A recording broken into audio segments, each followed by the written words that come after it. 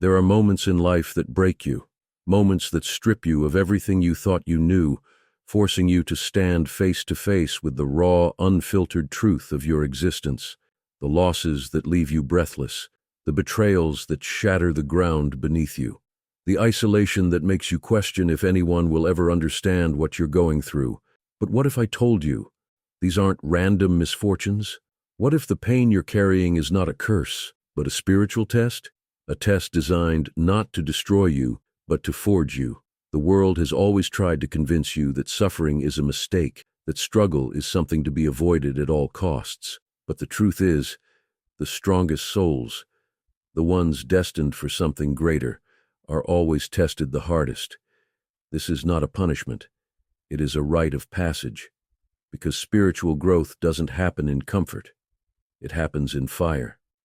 If you felt like life has been testing you relentlessly, pushing you to your absolute limit, then stay with me, because what you're about to discover may change the way you see your struggles forever. Now let's begin. These are the 10 hardest spiritual tests only the strongest souls will endure. The test of isolation, walking alone on the path. There comes a moment in every strong soul's journey when the people around you start to disappear. Friendships fade, relationships fall apart. The support system you once relied on crumbles. It's not that you've done something wrong. It's not that you've become unworthy of love. It's a test. The test of isolation is one of the hardest spiritual trials because it forces you to stand in your own power, without validation, without external reassurance. This is the moment when your soul is stripped bare. No distractions, no safety nets, just you and your truth. Spiritual teachers like Eckhart Tolle and Osho describe this phase as sacred detachment, a period where the universe removes everything that was keeping you small. It is an initiation into your highest self. At first, it feels like abandonment. The silence is deafening. The loneliness is overwhelming. But then, something shifts. In the absence of noise, you hear your own voice. In the space where others once stood, you feel your own presence, because true spiritual strength isn't built in comfort. It's built in solitude. If you're experiencing this right now, know this. You are not being punished. You are being prepared. And the next test will demand even more of you. The test of losing everything. When life falls apart. There comes a point in every soul's journey when the life you built collapses. The job you thought was secure. The relationship you swore would last forever. Shattered. The identity you spent years creating. Unrecognizable. At first it feels like punishment. You question everything. Why is this happening? Why now? What did I do to deserve this? But here's what the strongest souls eventually realize. This isn't destruction. It's initiation. The universe isn't taking from you. It's stripping away what no longer serves you. The spiritual teacher Michael A. Singer describes this as the surrender experiment, where life itself dismantles the illusions we cling to, forcing us to let go of control and trust something greater. Carl Jung called it the death of the ego, the moment where the false self dissolves and your true essence begins to emerge. It's terrifying. It's painful. It feels like you're standing in the wreckage of everything you once knew. But if you dare to look deeper, you'll see it, the blueprint for your rebirth, because every strong soul is tested in this way, and those who survive it don't just rebuild their lives. They become something greater than they ever imagined. But the next test, it's even harder. The test of letting go of the past, releasing attachments. There comes a point where holding on to the past becomes heavier than the pain of letting go. Old wounds, regrets, lost relationships.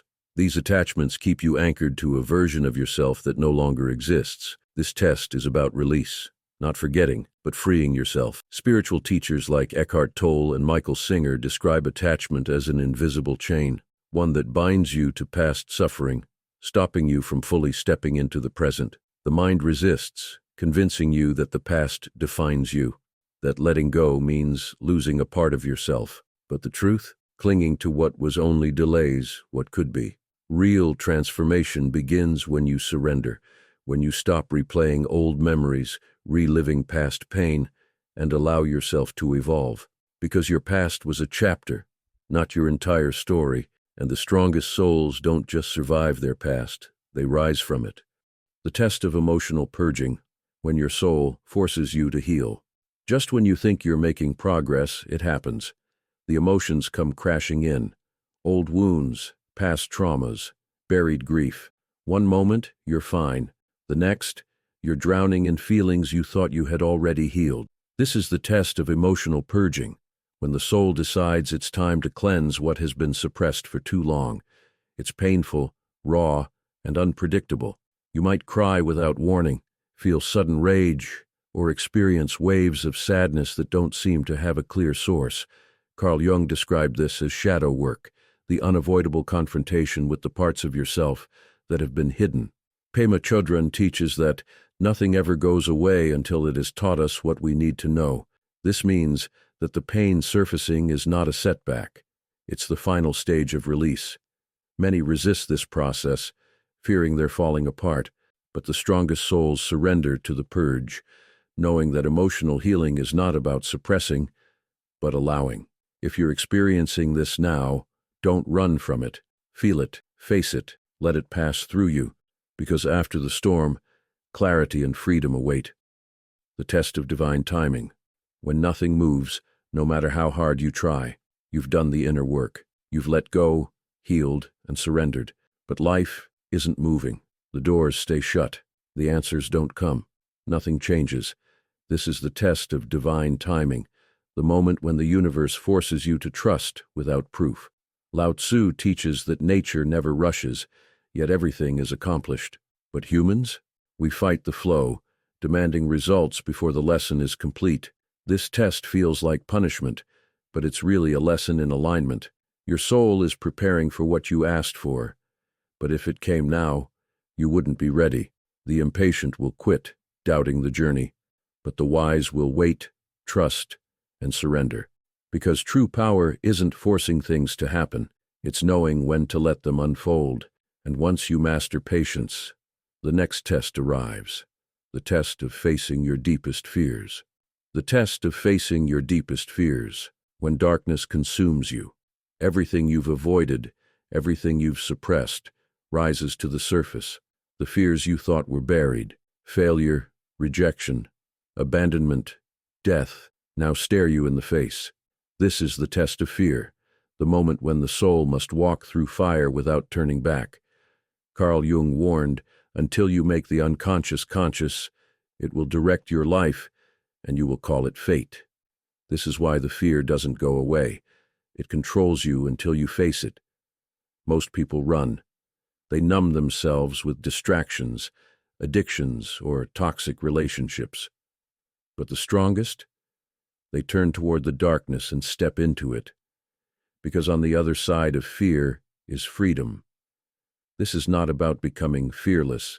It's about learning that fear has no power when you refuse to bow to it. And once you pass this test, the universe sends the next one. The test of surrender. Letting go when you have no control. There comes a point in your journey where control is ripped away from you. Everything you held on to, plans, relationships, certainty, crumbles. No matter how hard you try to hold on, the more it slips through your fingers. This is the test of surrender. Eckhart Tolle calls it the collapse of a mental structure, when the ego fights for control but the soul is asking for trust. The harder you resist, the more painful it becomes. Most people cling to the past, obsess over what's lost, or demand answers from the universe. But surrender is not giving up, it's giving in to the flow of life.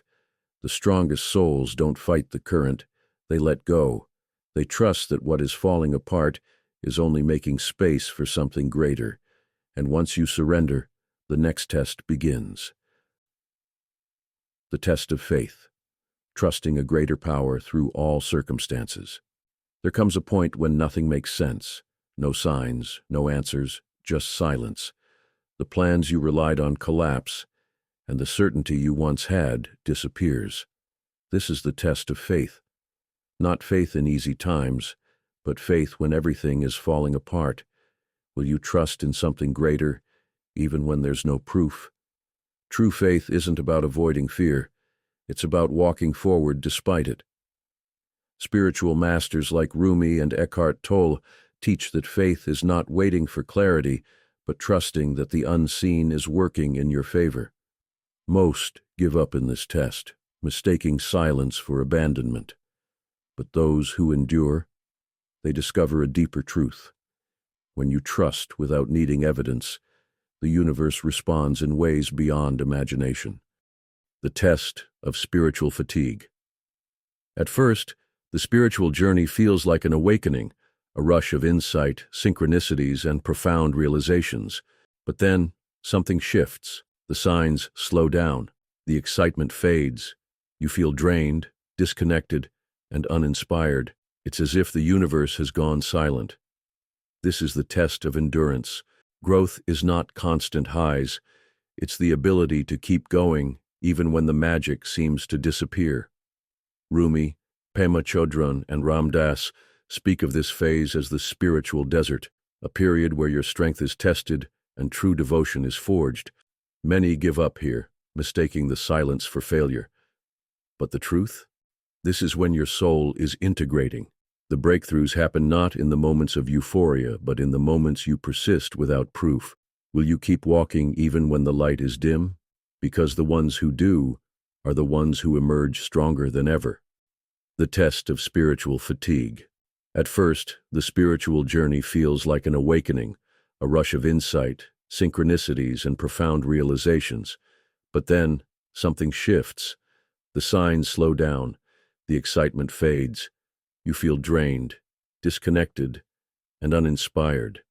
It's as if the universe has gone silent. This is the test of endurance. Growth is not constant highs. It's the ability to keep going even when the magic seems to disappear. Rumi, Pema Chodron, and Ram Dass speak of this phase as the spiritual desert, a period where your strength is tested and true devotion is forged. Many give up here, mistaking the silence for failure. But the truth? This is when your soul is integrating. The breakthroughs happen not in the moments of euphoria, but in the moments you persist without proof. Will you keep walking even when the light is dim? Because the ones who do are the ones who emerge stronger than ever. The test of accepting your power. You have spent years searching, seeking guidance, wisdom, and signs from the universe. But what if the greatest lesson of all is that you were never meant to follow, but to lead? This is the test most people fail. Accepting your own power is terrifying. It means there's no one left to blame, no external force to rescue you. You are the creator. Marianne Williamson described this fear perfectly.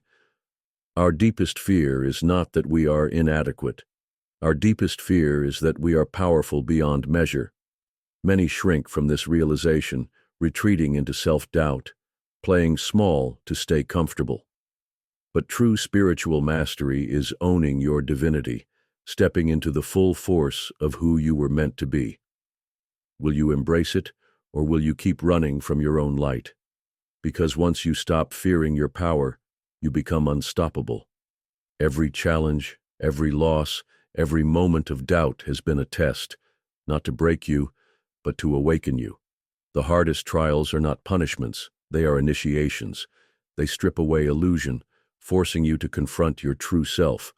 Most will resist. They will cling to comfort, to the familiar, to the version of themselves that feels safe. But a rare few, the strongest souls, will rise. The real question is not whether you will face these tests, but whether you will pass them. Will you surrender to fear, or will you let these trials forge you into something greater? Because once you embrace the path, there is no going back. You will never be the same. You were never meant to be ordinary. You were meant to awaken.